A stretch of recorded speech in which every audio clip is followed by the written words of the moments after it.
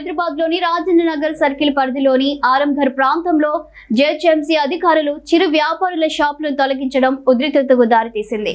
భారీ పోలీస్ బందోబస్తు మధ్య కూల్చివేతలు చేపట్టిన అధికారులు బాధితులతో కఠినంగా వ్యవహరించినట్లు సమాచారం. ముందస్తు సమాచారం ఇవ్వకుండా కూల్చివేతలు జరిపారని బాధితులు ఆవేదన వ్యక్తం చేస్తున్నారు. తమకు కొంత సమయం ఇస్తే తామే షాపులను తొలగించుకుంటామని చెప్పినా అధికారులు వినిపించుకోకుండా కూల్చివేతలు కొనసాగించారని వ్యాపారులు ఆరోపించారు. ఈ ఘటనతో స్థానికంగా ఉద్రిక్త పరిస్థితులు నెలకొన్నాయి.